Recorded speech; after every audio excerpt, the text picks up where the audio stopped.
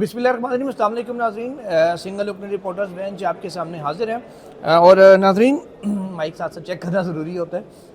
अच्छा नाज़रीन, मामला कुछ यूँ है कि ऑफिशियल सीक्रेट एक्ट में अगस्त 2023 में कुछ तरमीम की गई थी, और इसी तरीके से जो मिलिट्री कोर्ट्स के हवाले से आर्मी एक्ट में भी 2023 में जो गवर्नमेंट आई थी PDM की, उसके जानिब से तरमीम की गई थी। और ये वही तरमीम है जिनकी बुनियाद पर 9 मई के केसेस आगे बनाए गए थे। तो ये 2D1 2D2 थी। इसके अलावा ऑफिशियल सीक्रेट एक्ट के तहत अलग से अदालत बनाई गई थी, जिसमें साइफ़र का केस चला था। बेसिकली वो साइफ़र को टारगेट करने के लिए बनाई गई थी, जिस पे सज़ा भी हुई इमरान खान को, शाह महमूद कुरैशी को। बाद में कलअदम हो गई और अब वो साइफ़र केस में वो बरी हो चुके हैं। हुआ नाज़रीन ये कि इन तरमीम को उस वक्त इमरान खान की जानिब से चैलेंज किया गया था सुप्रीम कोर्ट ऑफ पाकिस्तान में, और अब तक वो केस फिक्स नहीं हुआ था। रजिस्ट्रार ऑफिस ने उसके ऊपर एतराज़ात लगाए थे। एतराज़ात के ऊपर आज अपील पर समाअत हुई। शुएब शाहीन पेश हुए इमरान खान की जानिब से।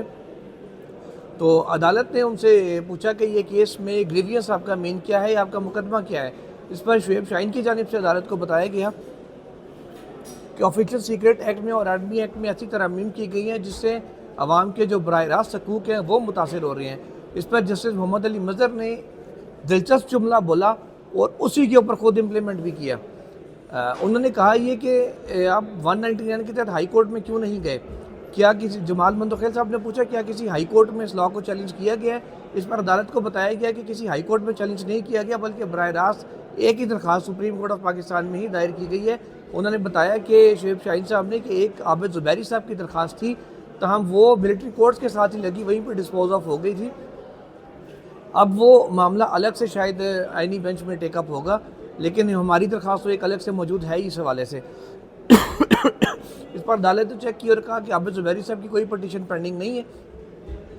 अलबत्ता हाई कोर्ट जाने का फिर सवाल हुआ तो जस्टिस मोहम्मद अली मज़हर ने बड़ा दिलचस्प जुमला बोला और कहा कि इस हवाले से कोई बाकायदा लॉ मौजूद नहीं है, लेकिन एक रूल ऑफ थंब है कि जहाँ अदालत चाहेगी उसको ऐसे कर देगी, वरना ठींगा दिखा देगी।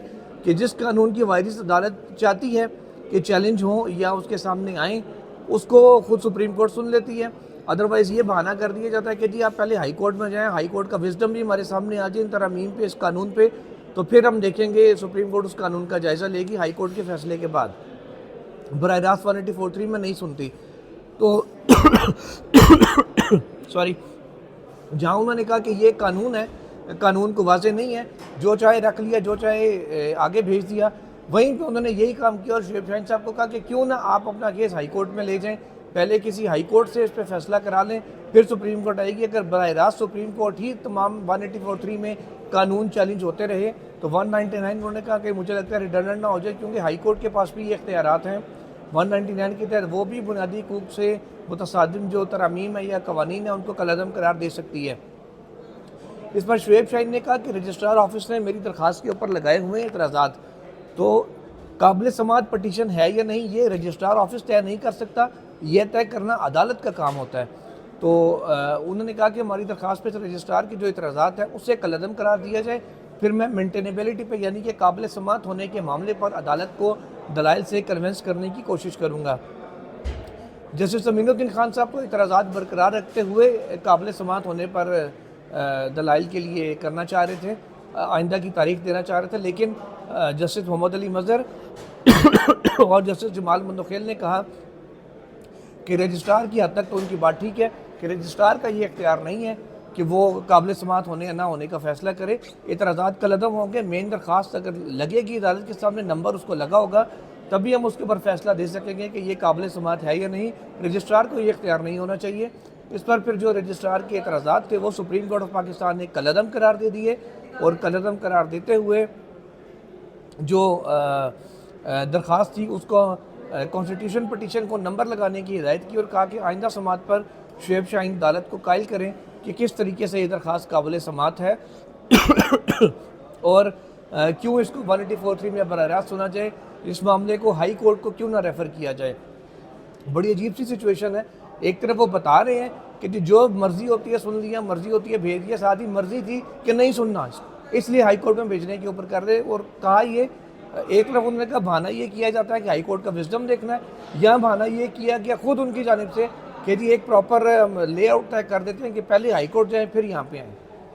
مثال دی گئی اس میں پریکٹس اینڈ پروسیجر قانون کی کہ وہ تو براہ راست اس لیے سپریم کورٹ میں چیلنج بھی ہوا، سنا بھی گیا کہ سپریم کورٹ سے متعلق قانون تھا تو ہائی کورٹ کیسے اس کو چھیڑ سکتی تھی، اس لیے ویسے چھیڑ تو سکتی، لیکن انہوں نے کہا جی ہائی کورٹ مداخلت نہیں کرتی کہ سپریم کورٹ کے متعلقہ قانون ہے، ہم اس کو کیا کریں، لہٰذا وہ براہ راست ہم نے یہاں سن لیا تھا، اس معاملے کو پہلے ہائی کورٹ لے کے جائیں۔ تو کی یہاں بھی اپنی مرضی، بہرحال اب دیکھتے ہیں کہ آئندہ سماعت پر شعیب شاہین قائل کر پاتے ہیں یا نہیں۔ بینچ نے بہرحال اپنا ویو یہ دے دیا اکثریت نے کہ وہ ڈائریکٹلی اس کو سننے کے حامی نہیں ہے، شاید وہ بھار اٹھانے کو تیار نہیں ہے، اور ٹال مٹول کرنے کے لیے معاملہ ہائی کورٹ کو بھجوایا گیا ہے۔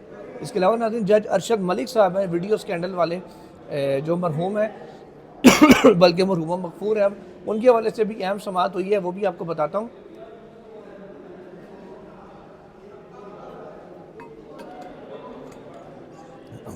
اچھا، ارشد ملک صاحب کے حوالے سے ناظرین یہ ہے کہ ان کی بیوہ نے پٹیشن دائر کی ہوئی ہے۔ ان کا یہ موقف ہے کہ ان کا جو واحد سورس آف انکم ممکنہ طور پہ ہو سکتا ہے ارشد ملک صاحب کی وفات کے بعد، وہ ان کی پینشن تھی، اور وہ پینشن اور برات ان کو نہیں مل رہی کیونکہ ارشد ملک کو برطرف کر دیا گیا تھا۔ آپ کو یاد ہوگا کہ ایک ویڈیو سامنے آئی تھی، مریم نواز صاحبہ نے پریس کانفرنس میں ایک ویڈیو جاری کی تھی جس میں ناصر بٹ صاحب اور جج ارشد ملک گفتگو کر رہے ہیں، اور بتا رہے تھے کہ جی 2 افراد میرے پاس آئے اور انہوں نے کہا یہ فیصلہ کرو، ایسے کرو، ویسے کرو۔ وہ ساری ویڈیو سب کے سامنے ہے، پبلک پراپرٹی ہے۔ وہ صورت ہے العزیزیہ ریفرنس اور فلیگ شپ ریفرنس۔ العزیزیہ ریفرنس میں نواز شریف کو غالباً 7 سال سزا دی گئی تھی، اور فلیگ شپ میں بری کر دیا گیا تھا۔